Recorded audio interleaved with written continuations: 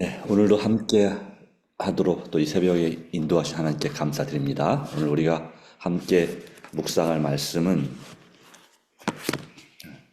마태복음 9장과 마가복음 5장의 말씀 중에서 야이로의 딸을 살리시고 또 혈루증 걸린 여인을 고친 그 이야기의 말씀을 묵상하도록 하겠습니다.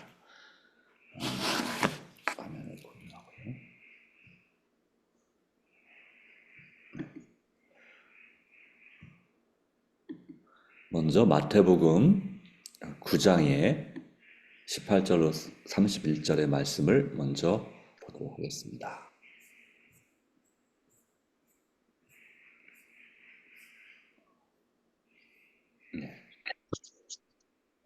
역시 한 문장씩 읽도록 하겠습니다.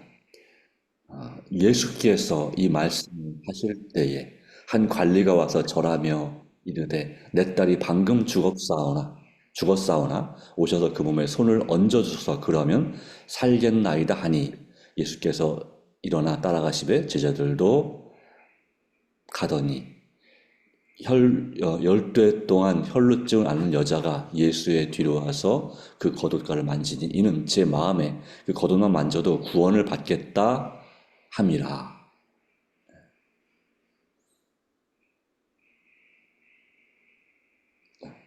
정지사님, 그 다음에 심장로님, 지집사님, 권장로님 순으로 하겠습니다. 네. 예수께서 돌이켜 그를 보시며 이르시되 딸아 안심하라 내 믿음이 너를 구원하였다 하시니 여자가 그 즉시 구원을 받으니라. 예수께서 그 관리의 집에 가사 비리 부는 자들과 따르는 무리를 보시고 네. 맞아, 이거 한 절 더 읽어주십시오. 네. 이르시되 물러가라 이 소녀가 죽은 것이 아니라 잔다 하시니 그들이 비웃더라. 지집사님. 무리를 내보낸 후에 예수께서 들어가사 소녀의 손을 잡으심에 일어나는지라 그 소문이 온 땅에 퍼지니라. 네, 권장로님.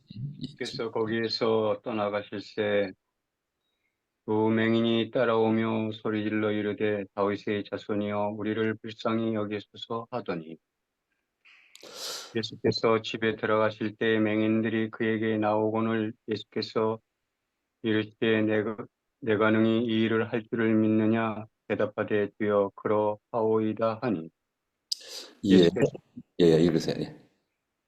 이에 예수께서 그들의 눈을 만지시며 이르시되 너희 믿음대로 되라 하시니 그 눈들이 밝아진지라.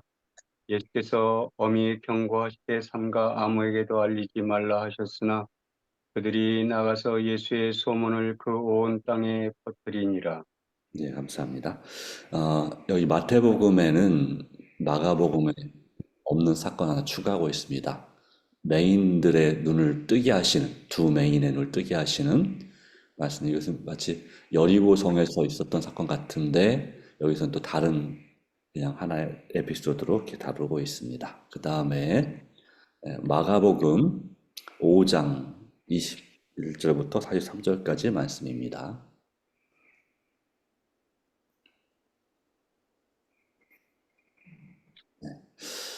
예수께서 배를 타시고 다시 맞은편으로 건너가시니 큰 무리가 그에게 모이거늘 회당 장 중 하나인 야이로라 하는 이가 와서 예수를 보고 발 아래 엎드려 간곡히 구하여 이르되 내 어린 딸이 죽게 되었사오니 오셔서 그 위에 손을 얹으사 그로 구원할 받아 살게 하소서 하거늘 이에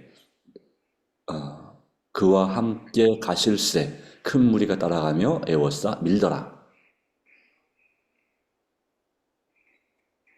12해를 혈루증으로 앓아온 한 여자가 있어 많은 의사에게 많은 괴로움을 받았고 가진 것도 다 허비하였으되 아무 효염이 없고 도리어 더 중하여졌던 차에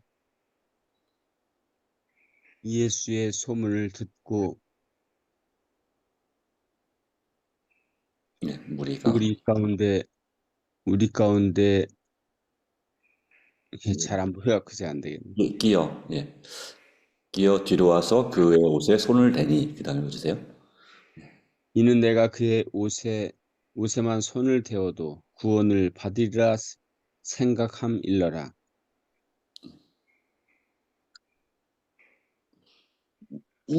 이어 그의 혈루 근원에 곧 이름에 병이 나은 줄을 몸에 깨달으니라. 예수께서 그 능력이 자기에게서 나간 줄을 곧 스스로 아시고 무리 가운데서 돌이켜 말씀하시되 누가 내 옷에 손을 대었느냐 하시니 제자들이 여짜오되 무리가 애워싸는 것을 보시며 누가 내게 손을 대었느냐 물으시나이까 하되 예수께서 이 일을 행한 여자를 보려고 둘러보시니 여자가 자기에게 이루어진 일을 알고 두려워하여 떨며 와서 그 앞에 엎드려 모든 사실을 여쭈니 예수께서 이르시되 딸아 네 믿음이 너를 구원하였으니 평안히 가라. 네 병에서 놓여 건강할지어다. 아직 예수께서 말씀하실 때 회당장의 집에서 사람들이 와서 회당장에 이르되 당신의 딸이 죽었나이다. 어찌하여 선생을 더 괴롭게 하시나이까? 예수께서 그 하는 말을 곁에서 들으시고 회당장에게 이르시되 두려워하지 말고 믿기만 하라 하시고 베드로와 야고보의 형제 요한 외에 아무도 따라옴을 허락하지 아니하시고 회당장의 집에 함께 가사 떠드는 것과 사람들이 울며 심히 통곡함을 보시고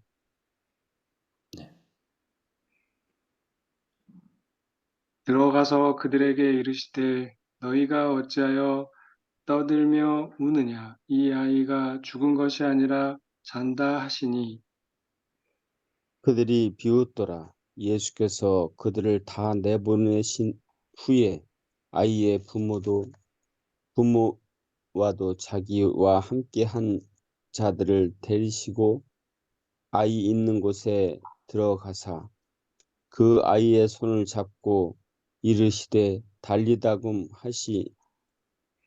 하시니 번역하면 내게 말하노니 소녀여 일어나라 하심이라. 소녀가 곧 일어나서 걸으니 나이가 12살이라. 사람들이 곧 크게 놀라거늘 예수께서 이 일을 아무도 알지 못하게 하라고 그들을 많이 경계하시고 이에 소녀에게 먹을 것을 주라 하시니라. 예, 감사합니다. 글씨가 좀 보시기에 작은가요? 좀? 네, 좀 작네요. 아, 그래요. 좀 다음엔 좀 크게 하도록 하겠습니다. 이 정도면 될 텐데 좀 네, 그렇습니다. 너무 작게 했나 봐요.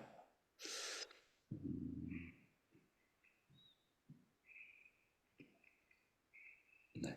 자, 오늘 말씀은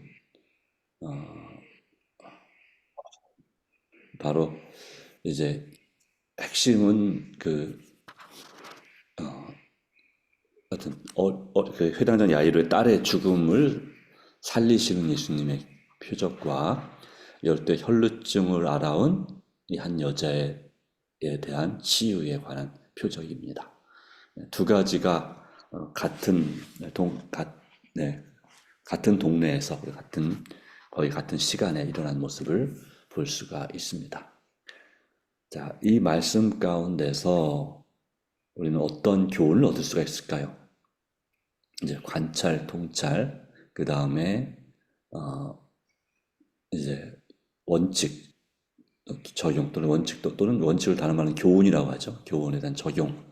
한마디로 말하면 그리고 핵심 포인트 이 말씀은 어떤 내용일까라고 하는 것입니다.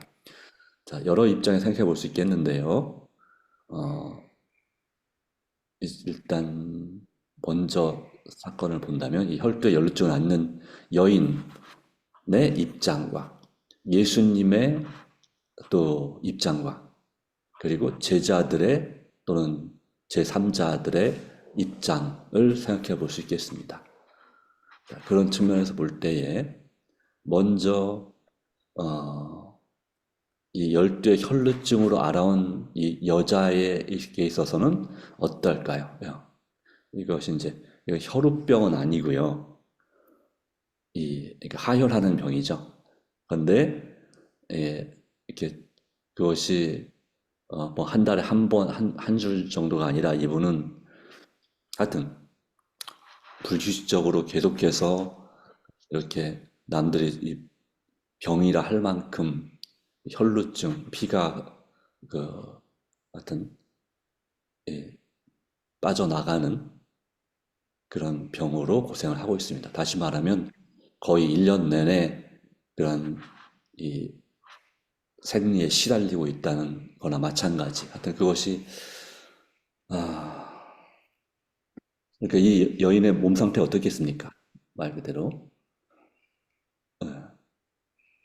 이제 거의 죽지 않을 만큼 살아있을 만큼 정말 피골이 상접한 상태였겠죠, 그죠? 의사들에게서 고침 받으려고 했지만 더 많은 괴로움을 받았고, 그러니까 신체적으로도 이 병 치료하는 것 때문에 여러 가지 치료받다 보니까 괴로움 받았고, 정신적으로도 역시 그 당시에 성경의 율법에 의하면 이 피를 흘리는 것은 부정한 것입니다. 그러니까 상처받아가지고 피 흘리는 건 있었지만 몸 내부에서 피가 하여튼 어떻게든지 간에 흘러나오는 것은 그래서 이분은 1년 내내 부정한 사람이죠. 그런데 방법이 없어요. 아무리 해도 치료가 불가능하고 방법이 없어서 그리고 그 병이 처음에는 좀 그렇게 심하지 않은데 말하기 도리어 더 치료를 받다 보니까 더 병이 심해졌어요. 그런 경우 종종 있죠. 허리가 아파가지고 병원에 갔는데 시술 받아야 되다가 시술을 받고 그래도 치료가 되지 않아서 나중에는 아예 수술을 받았는데 그 전보다 더 수술이 잘못돼가지고 더 어려워지는 경우가 더 고통스러운 경우가 있는 것을 종종 보게 됩니다. 그래서 웬만하면 허리 수술은 안 받는 게 좋겠다라는 생각이 들 만큼 그런 경우가 있는데 이 혈루증도 그랬습니다. 자, 그런데 이 여자가 예수님의 소문을 듣고 표적을 행하시는 소문을 듣고 뒤로 와서 그의 옷에 손을 대게 됩니다. 생각은 여기 말씀대로 손에만 그 옷에만 손을 대어도 구원을 받으려 생각합니다. 감히 예수님 앞에 나가서 예수님 제가 이런 병에 걸려 있습니다. 이러니 고쳐주십시오라고 할 만한 이건 믿음 이 여자가 이런 믿음이 없는 것이 아니라고 생각합니다. 저는 믿음이 없는 것이 아니라 이 부인병에 있어서 그 당시의 생각은 무척이나 남부끄러운 일로 생각했던 거라고 볼 수 있겠죠. 그러다 보니까 이것을 뭐 예수님 혼자 계셔도 가서 말씀드리기 어려운데 여러 무리 앞에서 얘기하는 것은 상당히 그에게는 수치스러운 일일 수가 있는 거죠. 자기 자신의 인격에 있어서. 그렇기 때문에 그냥 어떻게든지 손만 대고 대음으로 나으려고 했습니다. 그런데도 정말 다행스럽게도 예수님이 그의 가까이로 지나가셨습니다. 그래서 손을 댈 수 있는 그 몇 초간의 기회가 있었던 거죠. 그리고 손을 대니까 그 순간 자신 스스로 이 병이 나은 줄을 깨달았다. 갑자기 몸이 상태가 건강해진 것을 우리가 병이 나은 것을 나았다라는 느끼는 것을 감기 몸살이 걸렸다가 고생하다가 낫겠다라는 그런 생각이 드는 순간이 있죠. 그런 것처럼 깨달았습니다. 그런데 이 여자는 이제 역시 마장 부인병의 특성상 그냥 조용히 가려고 했어요. 그런데 예수님께서 굳이 말씀하기를 누가 내 손에 옷을 대었느냐 이렇게 나오시는 거죠.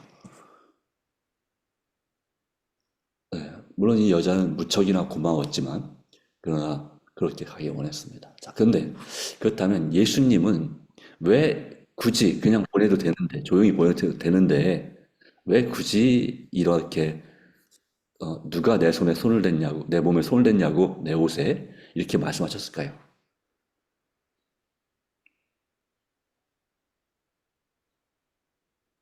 그러니까 제자들이 아유 여기 있는 것처럼 여러 사람이 부딪히는데 굳이 그걸 물어보십니까?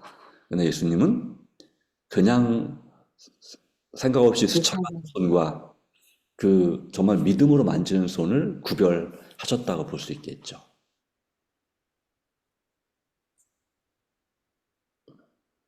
그래서 이 일을 행한 여자를 보려고 둘러보시니라고 되어 있습니다.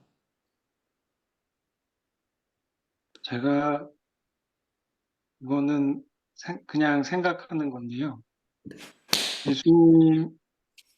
예수님은, 그러니까 이 여자가 예수님을 만지면 나올 수 있다는 믿음이 있기 전에 예수님이 이 여자를 위해서 거기를 지나가실 것을 계획하지 않으셨을까 네, 생각을 저는 해요.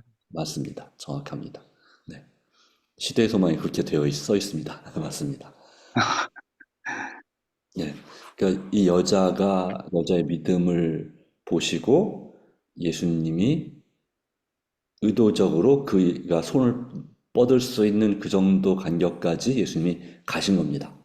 자, 그런데 그래도 그냥 이 여자의 마음 상태를 아시면 그냥 이렇게 굳이 공개적으로 이 병난 걸 간증 안 하게 고백하지 않게 하고도 갈 수 있지 않나요? 그런데 그렇게 하신 이유가 뭘까요? 누굴 위해서일까요? 아마 그렇게 할 때 이 여자의 마음 어땠을까요?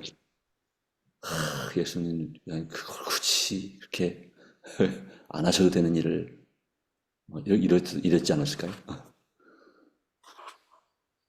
근데 이제 이게 나중에 믿음이 흔들리면은 이게 진짜 예수님한테서 온 건지 아니면은 뭔가 우연인지 뭐 네, 이럴 수도 있지 않을까요? 예, 그렇죠. 그리고 또 예수님 때문이라 하더라도 그냥 예수님을 어느 정도로 이해할까요? 그냥 특별히 병 잘 고치는 어떤 권능을 가진 사람, 이 정도 수준으로 이해하고 넘어갈 수 있겠죠, 그죠? 또 다른 이유가 있을까요? 물론 이런 것을 공개하는 것은 그 여자에게도 꺼려지는 일이라는 걸 예수님이 모르지 않으셨을 거라 생각이 됩니다, 그렇죠? 그렇지만 더 중요한 게 있었습니다. 어, 이 여자가 이 모든 사실을 예수님 앞에 여쭌으로서 말미암아 그의 믿음이 그 병고치 받기 전보다 더 강한 믿음이 될 수 있게 하시기 위해서인 거죠. 우리 또 제자들이나 주변 사람들에게 믿음을 더하게 하기 위해서. 또 지금 이제 회당장 야이로의 딸을 고치러 가잖아요. 그 아버지에게 믿음을 더하시기 위해서 이렇게 하신 목적도 있다고 생각합니다. 또 있을까요? 이제 요 34절의 말씀이 핵심이 될 수가 될 수 있겠죠. 오늘은 아마 회당장 야이로의 딸 문제는 다음에 다뤄야 될 것 같군요. 네. 이르시되 딸아 내 믿음이 너를 구원하였으니 평안히 가라. 내 병에서 놓여 건강할지어다. 이 밑에 마지막 내 병에서 놓여 건강할지어다 말씀 마태복음에는 기록되어 있지 않습니다. 이 마가복음에만 기록되어 있습니다. 이것은 우리가 누군가 아프신 분을 위해서 기도할 때 아주 쓸만한 아주 좋은 구절입니다. 내 병에서 놓여 건강할지어다 라고 예수님이 말씀하십니다. 자, 이 여자의 믿음으로 그냥 치료, 그러니까 가운데 구절 뺄 수 있겠죠. 따라 내 믿음이 내 병에서 놓여 건강하게 하였느니라. 이렇게 해도 되잖아요. 그죠? 그런데 내 믿음이 너를 구원하였으니 평안히 가라. 라고 말씀하셨어요. 자, 다른 병을 치유할 때에도 내 믿음이 너를 구원하였다. 라는 종종 말씀을 하십니다. 이유는 무엇일 것 같습니까? 예수님의 기대가 이 여인에게 어떤 기대까지 했기 때문일까요?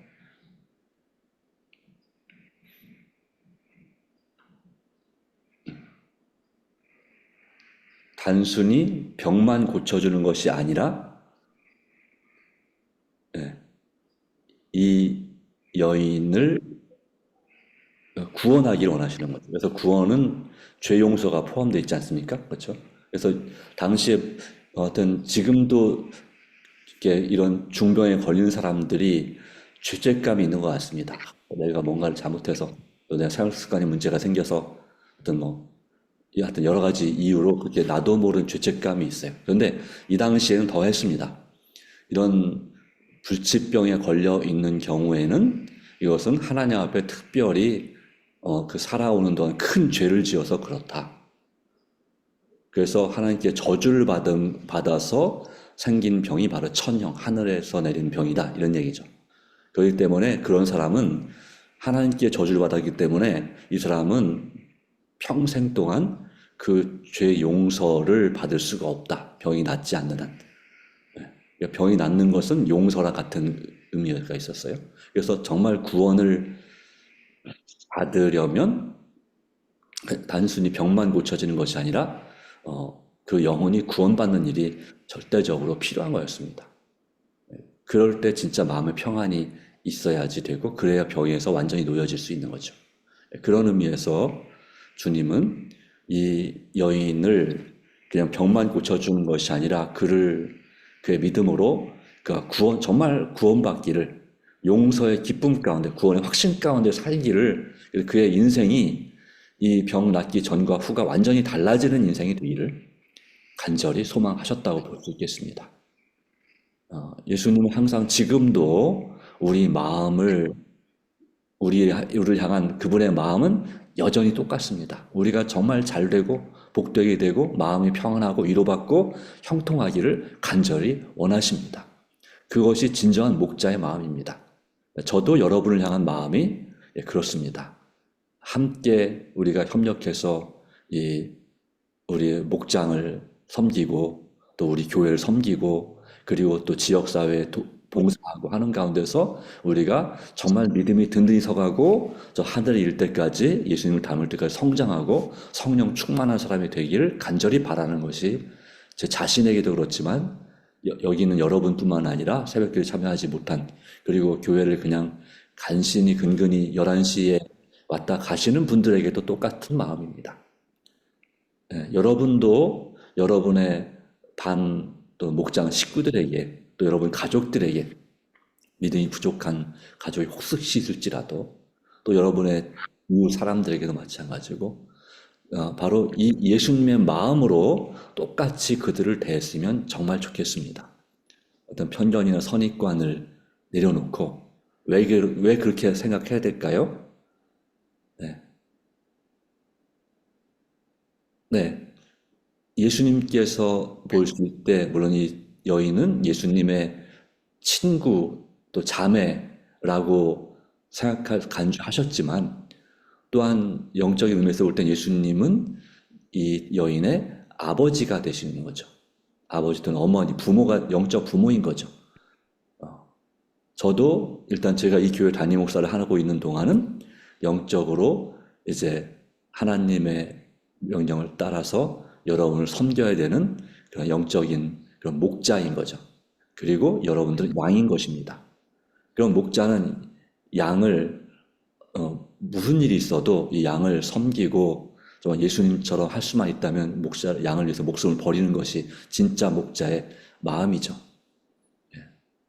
섬김만 받으려면 섬기는 것이 목자의 마음입니다. 여러분에게도 마찬가지로 종종 그렇게 생각합니다. 제가 이제 생각하는 마음이기도 한데, 누군가가 나를 좀 신경 쓰이게 한다면 그런 일이 있을 수 있는데, 나를 제외한 모든 사람을 구도자로 봐라.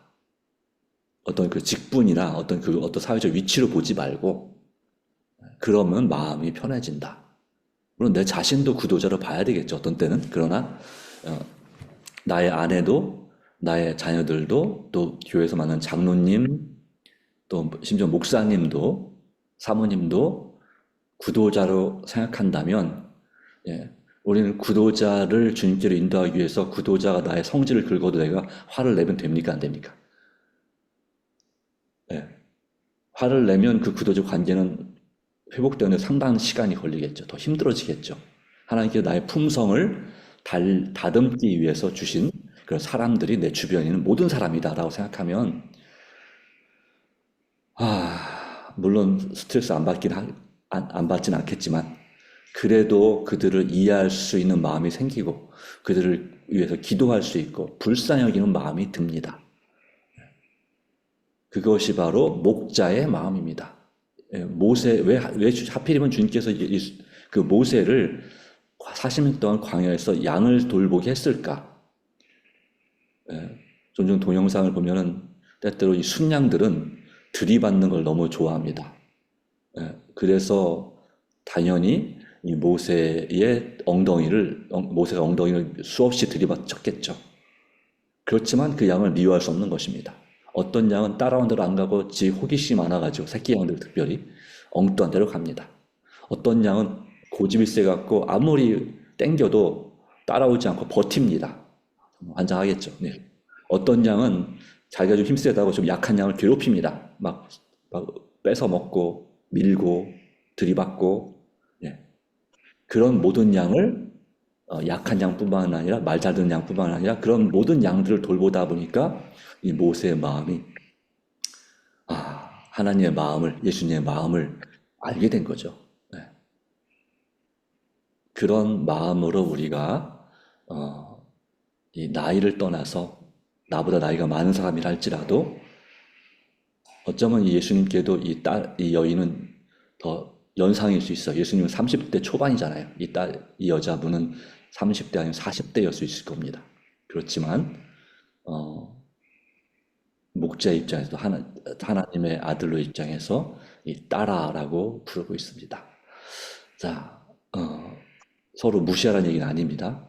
그렇다고 그 사람 기분 나쁘게 하는 얘기는 아니겠죠. 네. 하나님께 주신 은혜가 오늘도 함께 해주셔서 우리 주변에 있는 내 가족을 포함한 모든 사람들을 정말 사랑으로, 예수님의 마음으로 섬길 수 있도록. 근데 이렇게 되려면 성령께서 우리 마음에 임재하시고 충만히 거하시고, 또 예수님께서 성령을 통해서 우리 안에 계시고, 이 말씀이, 오늘 이 배운 목사님 말씀이 우리 마음을 사로잡아야 될 줄로 믿습니다. 다 같이 기도하겠습니다. 하나님, 오늘도 주님께 모든 것을 맡기고 간구합니다.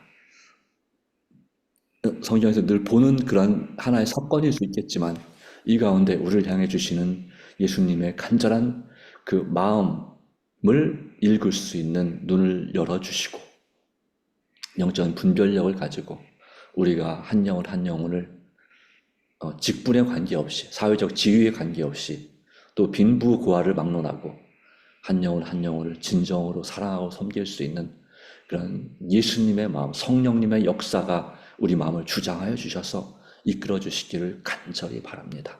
주님, 오늘 하루 인도해 주시고, 또 오늘 저녁에 있을 화요 기도회 가운데 주께서 역사해 주시며, 또한 각 가정마다의 그 드리는 간절한 소원과 특별히 아픈 그러한 부르짖음을 주께서 기억하시고 들어주시며 속히 문제를 해결해 주시기를 간절히 바랍니다.